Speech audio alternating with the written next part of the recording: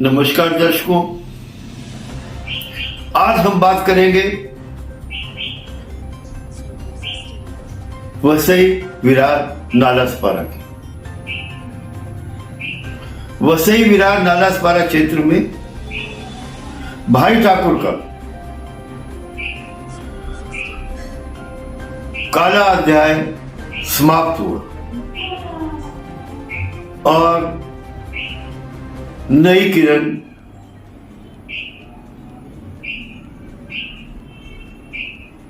नई जिंदगी, नया सवेरा उभर कर सामने आ रहा है। लोगों में खुशी का माहौल है।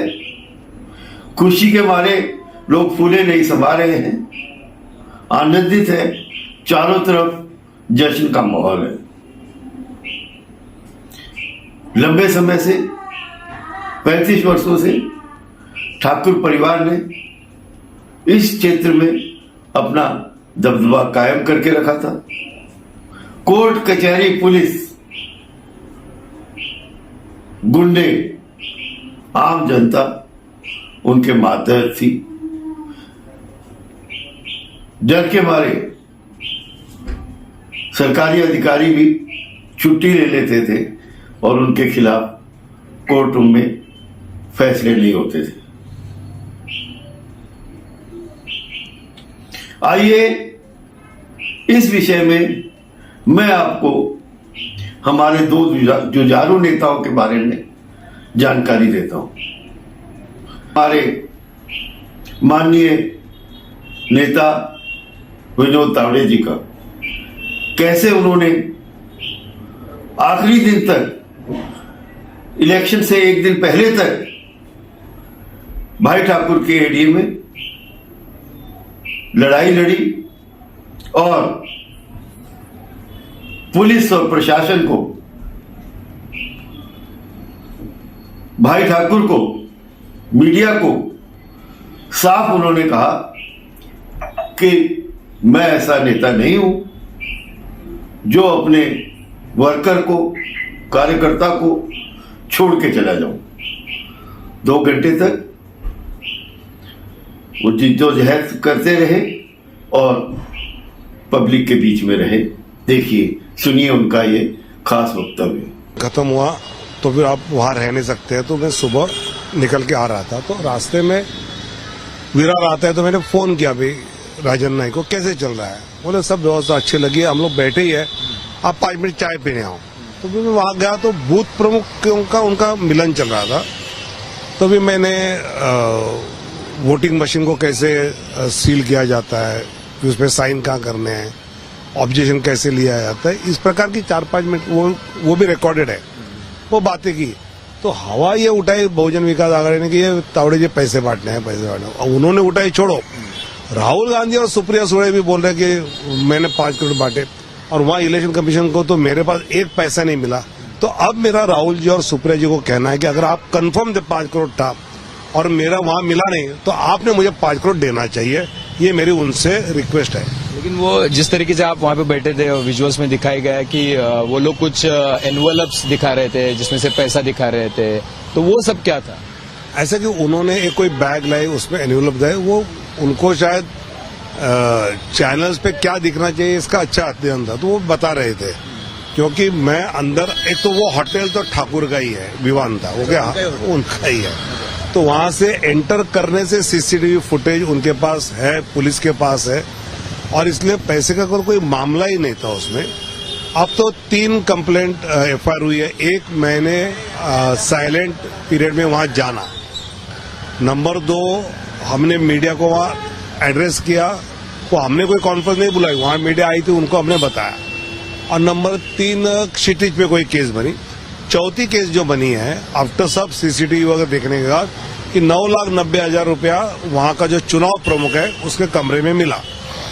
तो वो पैसा आज जो फूड पैकेट बंटवारा होता है उसका जो पैसा देना था वो है, और वो हमने चुनाव आयोग को नालासोपारा यूनिट ने लिखित रूप में ये 10 लाख रुपया फॉर दिस ऐसा बताया भी है, और इसलिए उसमें मेरा कोई संबंध आता नहीं है, इसमें मेरी कोई उस पर एफआईआर में मेरा नाम नहीं है। कुछ डायरिया दिखाई गई और उसमें दिखाया गया है कि देखिए इसमें कुछ रकम लिखी है, इसको इतना पैसा दिया, उसको इतना पैसा बांटा, ये सब इसी तरीके से चल रहा था। और आपने भी सुना होगा कि आपसे बात करने से पहले जब हितेंद्र ठाकुर लोगों से बात कर रहे थे, मीडिया से बात कर रहे थे, वो बोल रहे थे कि भाई देखिए ये तो डायरिया मिली है, हमने वो सब जब्त किया है, हमारे पास वीडियो फुटेज है कि पैसे बांट रहे थे। तो इसलिए वीडियो फुटेज है ना पैसे बांटने का, तो वो क्षितिज और ये अपा जो है वो दे दे, उसमें रोक कौन रहा है। मेरा यही मानना है कि सब वो होटल के मालिक है, सीसीटीवी उनके पास है। वो बोले कि होटल के सीसीटीवी बंद कर दिए थे, हमने आने के बाद चालू किया। अरे वो मालिक है ना, तो हम कैसे बंद करेंगे, तो उन्होंने तय करना है। और इसलिए मेरा मानना है कि एक पॉलिटिकल स्टंट उन्होंने करने का प्रयास किया, हार रहे थे तो एक माहौल उन्होंने बनाया। मेरा उस पर भी कोई शिकायत नहीं है। मेरी शिकायत सुप्रिया सुळे, राहुल गांधी जी जैसे लोग, जैसे आज माननीय शरद पवार साहब ने कहा कि विनोद तावड़े को मैं जानता हूं, ऐसा करता नहीं है, उन्होंने कमेंट नहीं दी। और इसलिए मेरा मानना यह है कि जो मुझे जानते हैं उनको पता है 40 साल में मैंने कभी 1 रुपए की राजनीति नहीं की है, इसलिए मुझे उसमें कोई शक नहीं है। मेरा मानना इतना ही है कि अगर आपके पास प्रूफ है, डायरी है, डायरी में कुछ, तो मैं तो इतनी बड़ी, मेरी डायरी तो ये इतनी डायरी होती है जेब में, बाकी तो मेरी डायरी होती ही नहीं है। इसमें तो चिल्लर रहेगी, बड़े नोट रहेंगे नहीं। इसलिए वो डायरी है, किसकी है, क्या है, सबकी छानबीन करो, मेरा कोई मानना नहीं है। लेकिन उसके बाद राहुल गांधी और सुप्रिया सुळे मुझे 5 करोड़ देना चाहिए, क्योंकि उन्होंने कहा है और वहां नहीं मिला तो वो मुझे देना चाहिए। एक जो सवाल सब महाराष्ट्र के लोग जिनको राजनीति पता है, जो राजनीतिक विश्लेषण करते हैं, उनको एक सवाल काफी उनको चुभ रहा है, वो ये है विनोद तावड़े बड़े नेता है, ना कि वो महाराष्ट्र के राष्ट्र के नेता है, बीजेपी के महासचिव रहे। अगर वहां पर कोई कुछ लोग आकर हंगामा भी करते तो पुलिस का ये काम था कि उन्होंने उन सबको दूर करना चाहिए था, लेकिन ये 3-4 घंटे तक टीवी पर चलता रहा। ये कैसे हुआ, ये किसने करवाया? पुलिस ने तुरंत मुझे कहा कि आप यहां से निकलो। मैंने पुलिस को कहा, डीसीपी आए थे, कि मैं निकलूंगा तो यह मारपिटाई दोनों में हो जाएगी। हमारे कार्यकर्ता भी एग्रेसिव हुए थे और वो भी एग्रेसिव थे, तो यहाँ मारपिटाई और वायलेंस होगा। मैं रहूंगा, ये लोग क्षितिज आया तो आते ही चाचा चाचा काका काका कर, ऐसे उसने शुरू ही ऐसा किया। फिर बाद में जब उसके पिताजी आए, तो वो जब हेमेंद्र जी आए तो बोला, मैंने क्या अभी क्या करना है, तो उन्होंने कहा भाई मीडिया को बोल दो, आप निकलो, हम निकले, बात खत्म हुई। तो इसलिए मैं वहां रुका, इसलिए वायलेंस नहीं हुआ, और उसके लिए मैं रुका। कार्यकर्ताओं को छोड़कर जाना ये असली नेता नहीं होता है, और मैं तो वैसा नेता नहीं हूं। मैं कार्यकर्ता हूं कि मेरे कार्यकर्ताओं से आखिर तक उनके साथ रहता हूं। लेकिन ये जब बात आई तो शिवसेना ने आप पर टीका नहीं की, टिप्पणी नहीं की। वो बोले कि देखिए विनोद तावड़े जी बड़े नेता है, लेकिन उनको भी खत्म करने की कोशिश की जा रही है। जो लोग महाराष्ट्र की राजनीति में कुछ नाम उनका बन रहा है, वो बड़े हो रहे हैं, उनको हमेशा खत्म किया जा रहा है। एक फोटो भी घूम रहा है, आपने भी देखा होगा, जिसमें आप बैठे हैं, एकनाथ खड़से साहब बैठे हैं, पंकजाताई बैठी है, और आप लोग जो थे वो, और देवेंद्र जी बैठे हैं। तो अब कौन सीएम बनना चाह रहा है? तो इस तरीके से कि भाई आपकी ही पार्टी के तरफ से ये सब किया गया। ठाकुर साहब बोले कि मुझे तो बीजेपी के नेताओं ने टिप दी। ऐसा कि मैं वहां जाने वाला हूं ये मुझे भी पता नहीं था, तो किसी और को पता होने का कारण ही नहीं है। मैंने फोन किया, राजन ने कहा 10 मिनट आ जाओ, इसलिए मैं गया। इसलिए इसमें ना किसी पार्टी के नेता का, ना किसी का इसमें ये एंगल है ही नहीं। ये महज मैं कार्यकर्ताओं को मिलने गया, मेरे अपेक्षा थी 10-12 लोग होंगे, ये 200-250 बूथ प्रमुख थे, और उनके साथ हुआ तो उसका फायदा उठाने का प्रयास बहुजन विकास आघाड़ी ने किया। और ये सब खत्म होने के बाद हितेंद्र ठाकुर और क्षितिज ने मुझे उनकी गाड़ी से छोड़ा, तो काय का झगड़ा और काय का झमेला। तो टिप किसी ने नहीं दी? ना साहब, ये मतलब इस प्रकार की कोई बात नहीं है। तो इसका एक तरीके से एक नेगेटिव इम्पैक्ट कल दिन भर रहा, टीवी पे चलता रहा, तो आपको लगता है कि इसका चुनाव पर भी इम्पैक्ट होगा? कोई नेगेटिव इम्पैक्ट नहीं रहा। अभी आज बिटकॉइन का चल रहा है, तो क्या उसका, मुझे लगता है कि ये, और वहां तो मेरी बैग जब जांच की गई तो उसमें कुछ मिला नहीं, मेरी गाड़ी की तो भी मिला नहीं। ये तो चुनाव आयोग ने कहा है, तो इसका क्या इम्पैक्ट होना है। और एक चीज है कि कल जैसे कि ये वाकया हुआ तो शाम में एक प्रेस कॉन्फ्रेंस हुई, एक बाइट एएनआई को दिया एक फॉर्मर आईपीएस ऑफिसर ने और बोला कि एक बिटकॉइन का स्कैम है जिसमें नाना पटोले और सुप्रिया सुले का भी इन्वॉल्वमेंट है और कुछ ऑडियो क्लिप्स भी उसमें निकाली गई। और अजीत दादा भी बोल रहे हैं कि मुझे लग रहा है कि ये सुप्रिया जी की आवाज है। ऐसा कि ये एएनआई का बाइट तो 2 दिन पहले से हो रहा है, हमको पता था। ये बिटकॉइन वाला मामला है और इसमें नाना और सुप्रिया ताई का नाम भी है। सुधांशु त्रिवेदी जब कोई प्रेस लेते हैं तो वो छोटी मोटी बात पे लेता नहीं है विदाउट एनी प्रूफ। अगर उन्होंने लिया है मतलब इसमें कुछ तथ्य है, लेकिन सुप्रिया ताई ने जैसे कहा है कि इसकी जांच हो तो मुझे लगता है जांच होनी चाहिए, जो सच है वो आ जाएगा। सुप्रिया ताई ने डिफेमेटरी नोटिस भेजा और बोला कि ये चुनाव से पहले एक दिन कर रहे हैं, ये ध्यान भटकाने की कोशिश है, लोगों को बदनाम करने की राजनीति बीजेपी कर रही है। सब महाराष्ट्र की जनता बहुत मैच्योर्ड है, ना मेरे वसई वाले विषय पे ना इस पर कोई असर। लोग जानते विनोद तावड़े क्या है, तो ऐसे कितने भी आरोप हो जाए वो मानेंगे ही नहीं। सुप्रिया ताई के बारे में पता होगा तो उसकी जो भरोसा रखने वाले रखेंगे, नहीं है वो नहीं है, इसलिए वो कोई बात नहीं होती है। एक लास्ट सवाल यह है कि विरोधी पार्टी के नेता बोल रहे हैं कि विनोद जी ने एक इंटरव्यू दिया पिछले 2-4 दिन पहले और उन्होंने कहा कि देखिए अभी सीएम तो कोई भी बन सकता है, शायद पार्टी में कोई अलग से भी एक चेहरा आ सकता है और इसके बाद ये सब हुआ। मैं दोबारा कहता हूं कि मैं वहां जाने वाला हूं ये मुझे पता नहीं था। मैंने फोन किया, उन्होंने बुलाया, मैं गया। अगर मुझे पता नहीं था और किसको पता हो सकता है? इसलिए ये महज स्पेकुलेशंस है। संजय राउत, उद्धव जी मुझ पे प्यार दिखाना चाहते हैं, उसका लाभ उठा उन्होंने कहा होगा।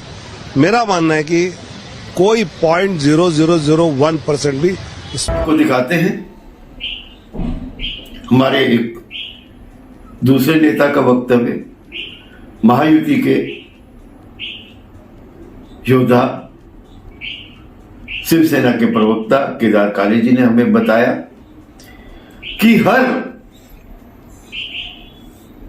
ताकत का, बुराई का एक दिन अंत होता है। जनता खड़ी होती है, बदलाव लाती है, बस एक उपयुक्त समय का जनता इंतजार करती है। अब जनता को लगा कि इस समय की सरकार, इस समय के नेतागण सक्षम है और बदलाव लाया जा सकता है। तो जनता ने बदलाव के लिए वोट दिया। प्रबल समर्थन ठाकुर परिवार के खिलाफ खड़े हुए नेताओं को दिया। आइए सुनते हैं केदार काले जी का यह ऐतिहासिक खास वक्तव्य। नमस्कार, जय हिंद, जय महाराष्ट्र। जो 20 नवंबर को पालघर में विधानसभा का चुनाव हुआ, उसमें पालघर की जनता ने श्री राजेंद्र गावित साहब, जो शिवसेना के और महायुति के उम्मीदवार थे, उनको भारी वोट से जिताया। 40,000 से ज़्यादा वोट से जिताया। गावित साहब ने जो 20-22 साल काम किया था उसका ये नतीजा है। और हमारे आदरणीय मुख्यमंत्री एकनाथ जी शिंदे साहब, उन्होंने 2.25 साल में जो महाराष्ट्र में अनेक योजना दी, महाराष्ट्र के विकास पथ पे दिया, उसके लिए ही गावित साहब की भारी जीत होगी। सबसे पहले मैं ये जीत का श्रेय पालघर के जनता को दे दूंगा कि जिन्होंने अपने आदरणीय मुख्यमंत्री एकनाथ जी शिंदे साहब पे भरोसा रख के और गावित साहब का काम देख के उनको भारी वोट से जीता। इसके लिए जनता का मैं शुक्रगुजार हूँ। वैसे ही महायुति के पदाधिकारी और महायुति के कार्यकर्ता, जिन्होंने दिन रात काम करके इतनी बड़ी विजय हासिल किया, धन्यवाद धन्यवाद। जनता को मैं बताना चाहता हूँ, जो महाराष्ट्र में महायुति का जो विजय मिला, वो 2.25 साल से महायुति ने जो काम किया, एकनाथ जी शिंदे साहब के नेतृत्व में, हमारे डिप्टी सीएम फडणवीस साहब के नेतृत्व में, हमारे डिप्टी सीएम अजीत दादा पवार साहब के नेतृत्व में, उसका ये नतीजा है। लाडली बहन का नतीजा है, लेकिन वृद्ध लोगों को जो 3,000 रुपया साल में उनको दवाई के दे रहा, लाड़की लखपति और विद्यार्थियों को फ्री शिक्षा, 1 रुपए में किसानों को अपना बीमा, ऐसी बहुत सी योजनाएं। लोगों को विश्वास था कि ये सरकार जो बोलती है वो करती है, वादे नहीं करती। इसके लिए इतने बड़ी मात्रा में हमें यश मिला है। और शिवसेना, शिंदे गुट, ये शिंदे गुट नहीं है, असली शिवसेना कौन है वो जनता ने दिखा दिया। 2019 में जब भी विधानसभा का चुनाव हुआ था तभी शिवसेना को 56 सीट मिली थी। अभी तो शिंदे साहब के नेतृत्व में 57 सीट मिली है। पानी का पानी, दूध का दूध। बाला साहब के विचार हमारे साथ है, बाला साहब का आशीर्वाद हमारे साथ है, दिगे साहब का आशीर्वाद हमारे साथ है। इसके लिए जनता ने बोला कि नहीं, यही शिवसेना सही है जो बाला साहब के विचार रख के चलती है। इसके लिए हमें इतना यश मिला। दूसरा, आपने एक लोकल क्वेश्चन पूछा जिले में से, जो वसई, विरार, बोईसर विधानसभा में बहुजन विकास आघाड़ी की इतनी बुरी तरह हार क्यों हो गई। 30-35 साल की उनकी सत्ता लोगों ने उखाड़ के क्यों फेंकी। उसके लिए 2-3 कारण है। देखो, हमेशा जो बदलाव है वो होते रहता है। मैं हमेशा बोलता हूं, जब भी लोगों को सक्षम सामने कोई दिखता है कि बाबा अपोजिशन सक्षम है, वो काम कर सकता है, तभी वो बदलाव करते हैं। अभी उन्होंने महायुति सक्षम है जो अपने वसई, विरार का विकास करके जाएंगे। और 4-4.5 साल के प्रशासकीय काल में 2.25 साल शिंदे साहब सीएम थे और उनके पास ही नगर विकास डिपार्टमेंट था। तभी वसई, नालासोपारा महानगर पालिका में विकास के बहुत काम हो गए जो पहले नहीं हुए थे। और बाकी चीज है, जो परमिशंस रहती है, बाकी ये रहते, वो बहुत स्मूथली और स्पीड से हुए। इसके लिए ये साल आपने देखा रहेगा, हर साल वसई विरार डूबता है, तो ये साल इतना डूबा नहीं, थोड़ा सा ही पानी हुआ। ये हमारे शिंदे साहब के कमाल है, जिनके पास ये डिपार्टमेंट है और उन्होंने करके लिया। तो इसके लिए जनता ने 5 साल के लिए महायुति पे विश्वास रखे। दोनों बीजेपी के कैंडिडेट चुन के दिए, दोनों बहुत अच्छे कैंडिडेट है। बहुत साल से सामाजिक क्षेत्र में काम करते हैं। और मैं जब भी बोलता हूँ पर्याय मिलता है तभी लोग चेंज करते हैं। इसके लिए भारी मात्रा में हमें 3 सीट जो बहुजन विकास आघाड़ी के पास था, एक शिवसेना को मिली, 2 बीजेपी को मिली। हम तो जिला में क्लीन स्वीप करना चाहते थे, 6 के 6 सीट। थोड़े वोट के लिए हमारी डाहणू की सीट गई, उसका हम चिंतन करेंगे। और भविष्य में आने वाली जिला परिषद, पंचायत समिति, नगर पालिका, महानगर पालिका में इसी तरह महायुति रहेगी। और हम साथ में लड़के सब जनता को न्याय देने के लिए सब जगह महायुति का नगर पालिका और जिला परिषद चुन के लाएंगे। ये वीडियोस देखने के बाद, पुरानी खबरों के ऊपर दृष्टि डालने के बाद, मैं समझ सकता हूं, आप सब लोग समझ गए होंगे कि यह चुनाव 3 सीट, नालासोपारा, वसई और बोईसर, यहां से भारतीय जनता पार्टी या शिवसेना या महायुति का जीत कराना और भाई ठाकुर की बहुजन विकास आघाड़ी का हारना कितनी अहम बात है। यह एक ऐतिहासिक क्षण है, ऐतिहासिक समय है, यादगार दिन है। यह काले अध्याय से सूरज की रोशनी में जाने का समय है।